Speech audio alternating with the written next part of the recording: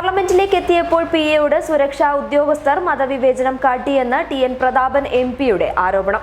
പാർലമെന്റിലേക്കുള്ള സന്ദർശകരുടെ പ്രവേശന പാസ് സംഘടിപ്പിക്കുന്നതിനിടയിൽ മത്സ്യത്തൊഴിലാളി കോൺഗ്രസിന്റെ ദേശീയ കോർഡിനേറ്റർമാരിൽ ഒരാളായ തൂഫാനി നിഷാദിനെ മുസ്ലിം എന്ന് തെറ്റിദ്ധരിച്ച് വിവേചനം കാട്ടിയെന്നാണ് ആരോപണം. ടി.എൻ. പ്രതാപൻ എം.പി തന്റെ ഫേസ്ബുക്ക് പോസ്റ്റിലൂടെയാണ് ഇക്കാര്യം അറിയിച്ചിരിക്കുന്നത്.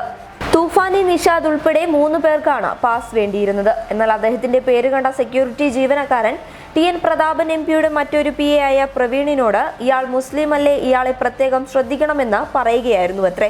എന്നാൽ സത്യത്തിൽ തൂഫാനി മുസ്ലിം അല്ല എന്നും മതം നോക്കിയിട്ടേ പാർലമെന്റിലേക്ക് സന്ദർശനം പോലും ഉള്ളൂ എന്ന സ്ഥിതി നമ്മോട് പറയുന്നത് ശുഭവാർത്തയല്ല എന്നും ടി.എൻ. പ്രതാപൻ ഫേസ്ബുക്കിൽ കുറിച്ചു. വർഗീയതയുടെ അപരവൽക്കരണത്തിന്റെ ഈ പോക്ക് അപകടകരമായ ഒരു വംശഹത്യയിലായിരിക്കും ചെന്നെത്തുകയെന്നും ടി.എൻ. പ്രതാപൻ എം.പി അഭിപ്രായപ്പെട്ടു.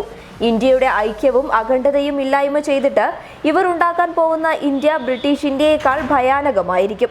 നമ്മൾ ഒരു സമ്പൂർണ്ണ സ്വാതന്ത്ര്യ സമരത്തിന് സജ്ജരാകേണ്ടിയിരിക്കുന്നു എന്ന വരികളോടെയാണ് പ്രതാപൻ എം.പി ഫേസ്ബുക്ക് പോസ്റ്റ് അവസാനിപ്പിക്കുന്നത്. News desk public Kerala.